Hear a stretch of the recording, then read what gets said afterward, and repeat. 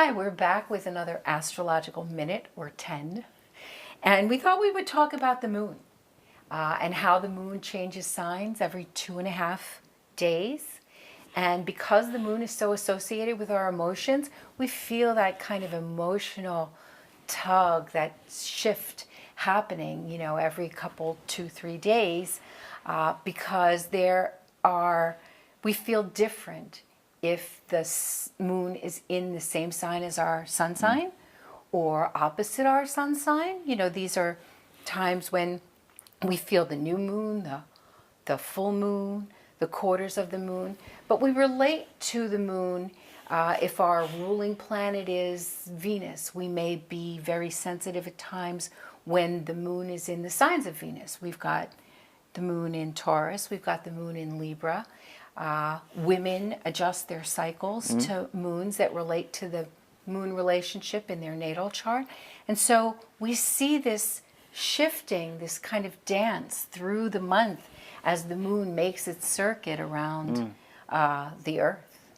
Exactly. And to give you an idea, when the moon goes into Aries, everyone gets a little more social. I've always noticed that, and everyone gets a little more rammy, a little more willing to kind of reach out to other people. Outgoing. Outgoing, exactly. It's a little more energizing. It's a little more inventive, you might say. And then, after all of that, you burn yourself out a little bit, and the moon gets into Taurus, and you say, well, let's go have lunch. And whenever the moon's in Taurus, I could swear that all the restaurants fill up. Well, and Taurus is also about relaxation and enjoying beauty, and you'll find yourself either leaning towards or making your best decisions about doing something that's beauty oriented. Maybe it'll be a walk out in nature, or maybe it'll be a visit to an art gallery, or maybe it will be making reservations at a restaurant, or maybe it'll just be curling up with some popcorn and the TV, because it's about ease and comfort and giving to yourself, because Venus is a very internalized energy, and so the moon in Taurus helps to bring out that Venusian energy too. In fact, if you go shopping for clothes during the moon in Taurus, you tend to make good choices. On the other hand, it's funny how oftentimes when the moon's in Taurus, you kind of feel like going out there and digging in your garden and being with the plants, because Taurus is about the earth and the plants and being around animals, and many times people are drawn to that during a moon in Taurus. Then, of course, moon in Gemini is just fun and flirty and changeable, and you might want to reconnect with old friends or siblings, or do things for short periods of time and then switch and do something else, because the quality of Gemini then reflects in your emotions. And don't we make decisions about what we're going to do on a day based on, oh, I don't feel like doing that today, or oh, I'm really in the mood to do this today. And so, for instance, if you're going to plan an event where you need people to really chat a lot, well, do it when the moon is in Gemini. Now, when the moon goes into Cancer, that's the home moon. And many times we find that when the moon's in Cancer, people, they don't want to do stuff that's outside the home. In fact, if we plan a workshop and it's on the moon in Cancer, the registration's going to be a little lower, because people don't want to go out that night. Unless we're addressing home issues and homey issues, so but they might that plan. could be. They might plan to show up, and then they get there and dinner runs long, and they just don't show up. It's a very emotionally comfortable moon, insular moon. And, right. You want to feel secure and safe. You don't want to stretch yourself out of your original boundaries. You think about the crab. Right. Cancer is ruled by, the symbol for Cancer is the crab, so he brings everything into himself. In fact, in a moon in Cancer, you might want to do a home workshop, like at somebody's home, or you want to do it in your own home, or you want to just bring some friends over. In fact, it's funny, America, of course, is ruled under the sign of Cancer, July 4th. And, if you look at our most popular, form of television, which is the situation comedy, it's all based around the couch, which is a very Cancerian concept. They say the set dressers spend more time choosing the couch to set the tone for the whole show. Now, when the moon goes into Leo, this is the heart-based energy. And so it's once again a great sign for anytime you want to do a party or honor someone, or during times of creativity, because people start coming very much from the heart. It's a showman too, Yes. it's a look at me kind of an energy. So when you've got the Leo moon, it's not the time to be reticent to go out and meet people and shine. It's the time to go to an event or a party or a lecture, see someone speak, or if you're a speaker, to choose a date like that is always nice because it rules the heart and you'll get a heartfelt reaction. If you need to have a very intellectual conversation, you want to keep the emotions out of it, don't do it during a moon in Leo. You could wait till moon in Virgo because Better choice.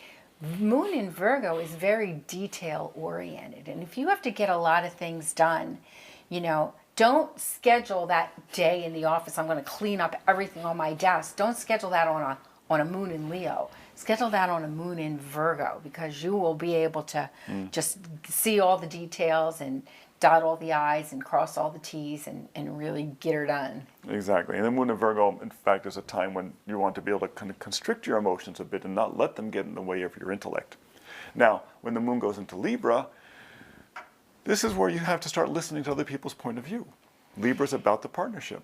And try not to listen too much because moon in Leo is often, well, but this, but that, and maybe this and maybe that. Don't try to schedule an important decision on a day with a moon in Libra. And if your sun sign is Libra, that multiplies that exponentially. Or if you have Mercury in Libra, that's not the day to make a decision. But it is a day to sort of weigh your options and make decisions based on all the information that you can have. And if you don't have all the information, you have to be smart enough to say, I'm going to postpone that decision for another day. It's kind of funny because it's the day you do want to go shopping because it's all about beauty, but then it takes you forever to do that. So make sure you bring along a very patient friend.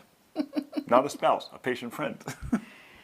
Moon in Scorpio. This is another one of those kind of loner, internalized kind of moons, but it's a really good day to kind of find out the hidden truths, the hidden issues, and Hidden is the operative word. It's also a great day to clean your closet or, dig out the old papers that you've been meaning to get some information out of storage or something like that.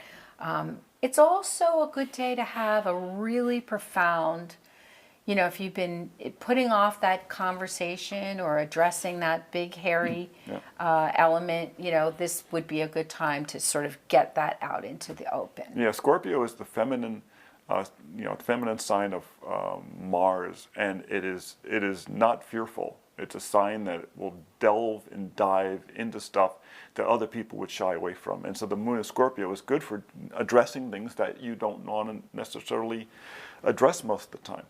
Right. Now, when the moon moves in Sagittarius, you finally get a break from that because Sagittarius said, okay, we dug in now let's look out here. Let's see what that taught us.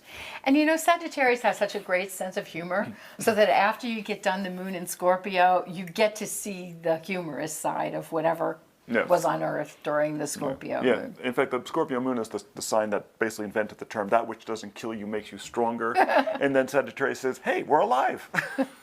Exactly. Let's celebrate. And so that's brilliant. Sagittarius is a very optimistic sign. So a moon in Sagittarius is a great time for any time of event where you want to get people together, to be optimistic. If you want to pitch an idea to people about the future, moon in Sagittarius is fantastic for that. Of course, many people will want to travel somewhere, so maybe that's the day to start a little weekend hiatus. Right, or even just go out for a nice drive and get out into the world. It's not a day for sitting around the house.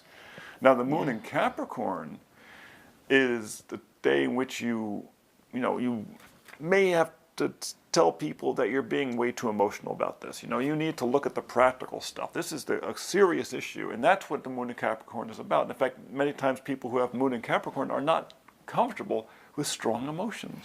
Well, I'm glad you're saying that in that way, because as we're now sort of tracking through the path of the moon, and the moon went to Scorpio, and then you saw the sense of humor in Sagittarius. Well, maybe in moon in Sagittarius, you opened up your wallet a little bit too wide.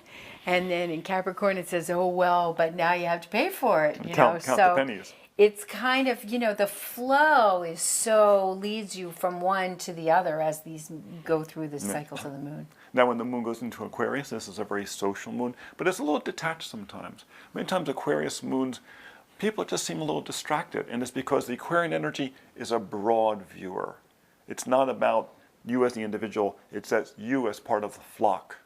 And then we get to the Pisces moon. Yeah. I call the Pisces the sign of the old man of the zodiac, because now you've gone through the full cycle, you have the complete knowledge, and now you can just go to the mountaintop and meditate on it. Go to church and do something spiritual, look within and look beyond. And that's the Pisces moon. Also a good day to go to the beach. Or dance. Or dance, that too. So we hope you enjoyed this astrological minute. We know it was a little more than a minute. Enjoy.